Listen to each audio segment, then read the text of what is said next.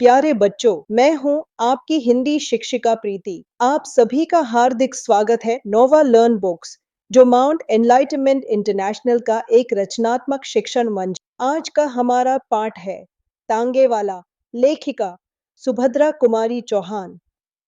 इस पाठ में गर्मी की छुट्टियों के दौरान कश्मीर यात्रा की योजना अचानक बदल जाने पर कर्म प्रसाद की मुलाकात एक देशभक्त तांगे वाले रामदास से होती है। यात्रा के दौरान तांगेवाले के विचार 1857 के विद्रोह की स्मृतियां, अंग्रेजों के अत्याचार और राष्ट्रीय एकता की आवश्यकता पाठ को गहरी भावनात्मक ऊंचाई देती है। इतिहास की घटनाएं, स्वतंत्रता के लिए बलिदान और आम लोगों के भीतर सुलगता देश प्रेम, सब कुछ संवादों के माध्यम से प्रभावशाली ढंग से उभरता है। अध्याय 10 तांगे वाला देश प्रेम प्रसंग। प्रस्तुत अध्याय में बताया गया है कि देशभक्ति एक ऐसा भाव है जो मनुष्य में स्वयं जागृत होता है। देशभक्ति के लिए किसी प्रकार का पढ़ा लिखा घनाढ्य व्यक्ति होना आवश्यक नहीं है। एक गरीब अनपढ़ इंसान भी देशभक्त हो सकता है। इसके लिए किसी रुतबे या सम्मान की भी जरूरत नहीं होती। यह तो मनुष्य के संस्कार का हिस्सा है। आइए इस अध्याय में एक देशभक्त तांगे वाले के बारे में पढ़ते हैं। कल्पना कीजिए आप एक तांगे वाले हैं और आपके तांगे में कोई स्वतंत्रता सेनानी बैठा है। पुलिस उसे पकड़ना चाहती है। आप क्या करेंगे? कोई एक विकल्प चुनिए और कारण बताइए। सैनिक को छिपा दूंगा, पुलिस को बुला लूंगा, उन्हें भगाने की तरकीब निकालूंगा। गर्मी की लंबी छुट्टियां प्रारंभ हो चुकी थी। कामता प्रसाद और उनके कुछ मित्रों ने इन गर्मियों की छुट्टियों में कश्मीर जाना तय किया था और इस प्रस्ताव का सबसे अधिक समर्थन कामता प्रसाद ने किया था। मतलब कामता प्रसाद का मन था गर्मी की छुट्टी में कश्मीर जाएं। उनके साथ में कुछ फ्रेंड्स भी थे। वे लोग जाने की पूरी तैयारी कर चुके कि अचानक यात्रा के 2 दिन पहले, तो जब उनकी सारी प्लानिंग हो गई तो यात्रा के 2 दिन पहले उनके एक मित्र का, कामता प्रसाद के रामकिशन का पत्र आया, जिसके कारण उन्हें अपनी यात्रा स्थगित करनी पड़ी। मतलब पोस्टपोन करनी पड़ी, समझिए कि कैंसिल करनी पड़ी। और कामता प्रसाद अपने उस मित्र से मिलने, रामकिशन से मिलने वीरपुर की ओर चल पड़े। जिस स्टेशन पर उतरना था, गाड़ी वहां दोपहर 1 बजे पहुंची जहां उनको जाना था। चिलचिलाती धूप, लू की लपट और कच्ची सड़क की धूल, यह सब उनको फेस करना पड़ा। कामता प्रसाद का वीरपुर तक जाने का साहस न हुआ। उन्होंने सोचा कि शाम को जाना ही ठीक होगा।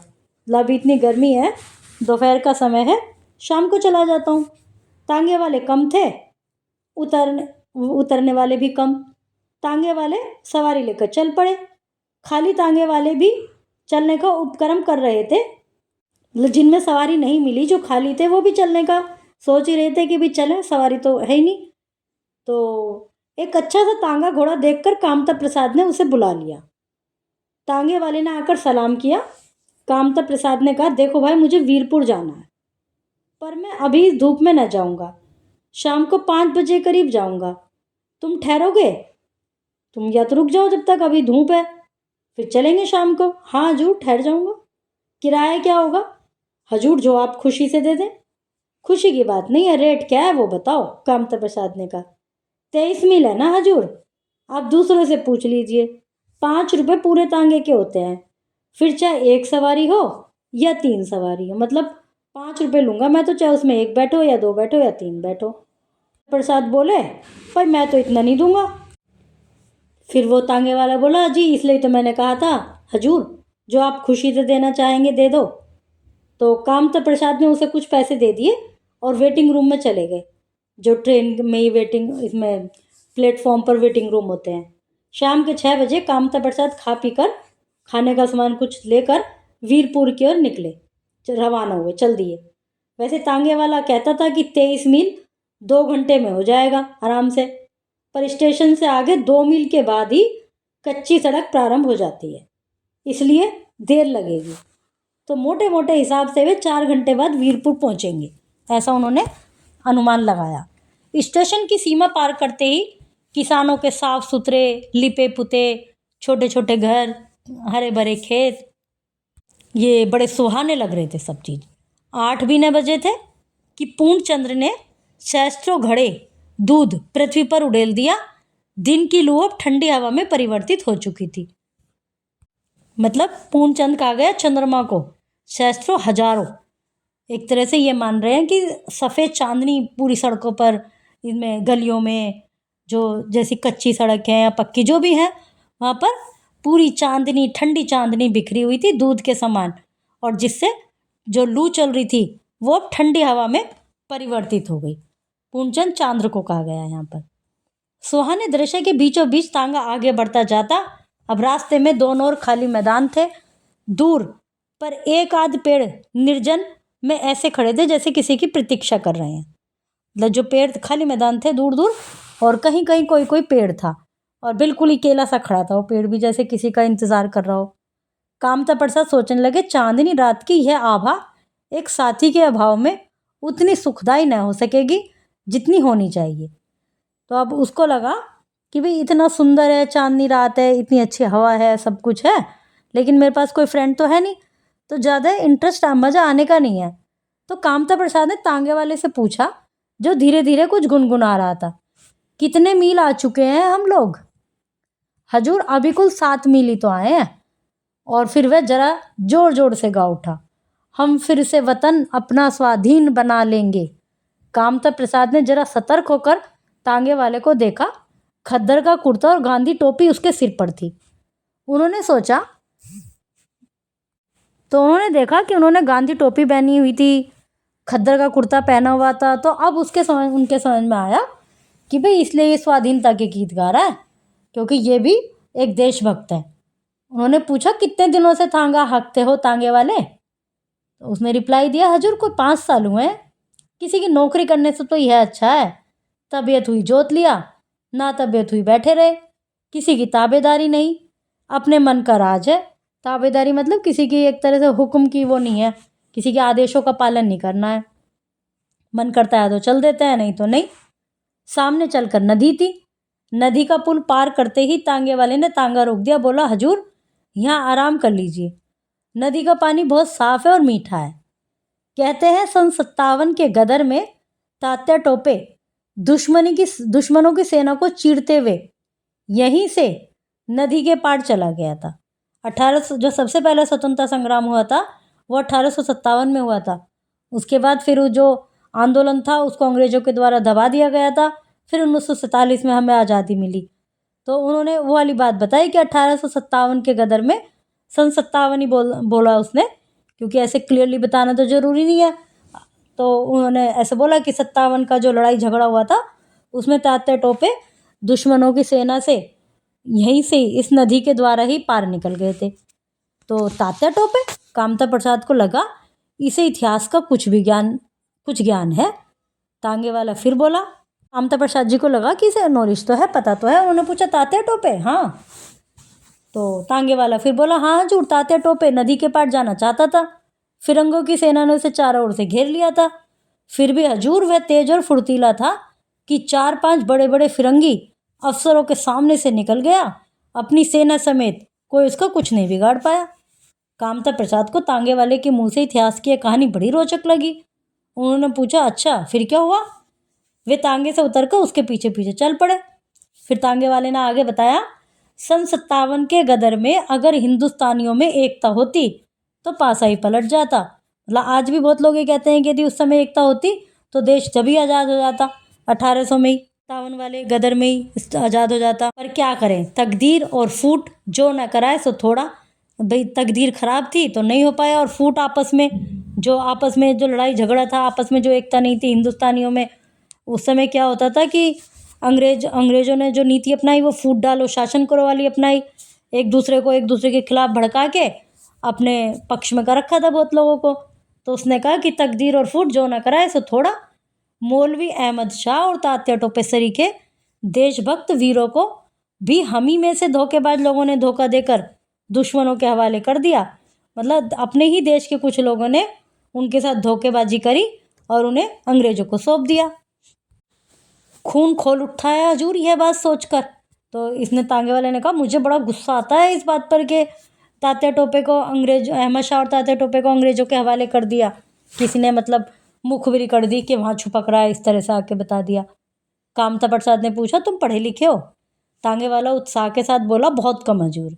हिंदी अच्छी तरह पढ़ लेता हूँ, अंग्रेजी भी थोड़ी बहुत जानता हूँ, पर हुजूर जब से 57 के गदर का इतिहास पढ़ा है ना, और फिरंगी कैसे आए और कैसे फैल गए सारे हिंदुस्तान में, यह पता लगा है ना मुझे, तो जब से हजूर बदले की भावना में दिन रात जलता रहता हूँ मैं। मतलब इसको भी बहुत बुरा लगता है कि अंग्रेज कैसे भारत में आए, कैसे मतलब व्यापार करने के उद्देश्य से आए पहले तो, कि भी बिजनेस करेंगे, उसके बाद धीरे धीरे फैलते चले गए। तो मुझे तो ये चीज़ ना जब से बहुत गुस्सा आता है मुझे तो इस बात पे। फिर वो आगे कहता है, मैंने इसलिए सरकारी नौकरी नहीं करी, मेरा बाप डीसी की अर्दली में था, मुझे वह जगह मिल रही थी जैसे पिता की जगह बेटे को मिल जाती है, और डीसी की अर्दली से मतलब कोई अंग्रेज जो ब्रिटिश जो सुप्रिटेंडेंट वगैरह थे उनके यहाँ सेवक था। जो अंग्रेज जब यहाँ पर थे भारत में तो उन्हें एम्प्लॉय तो चाहिए थे, तो वो हिंदुस्तानियों को ही तो रखते थे। तो इसका कहना यह है तांगे वाले का कि मैंने तो इसलिए नौकरी नहीं करी कि भाई वो जो नौकरी होगी वो तो अंग्रेज़ों की नौकरी होगी, मैंने ठोकर मार दी उस नौकरी को, माँ बाप नाराज हो गए, मैंने घर ही छोड़ दिया, तब से यहाँ हूँ, तांगा चलाता हूँ, पर तांगे पर भी किसी फिरंगी को बैठाकर तांगा ना हाँकूंगा। इसका कहना यह है कि मतलब घर वाले गुस्सा हुए कि भाई तू क्यों नहीं कर रहा नौकरी, पागल है ये सब, इसने घर छोड़ दिया और जब से तांगा चलाता है, लेकिन अपने तांगे में किसी अंग्रेज को भी नहीं बैठाता। कामता प्रसाद ने पूछा, क्यों, फिरंगी को ना बैठाने की कसम क्यों खा ली तुमने?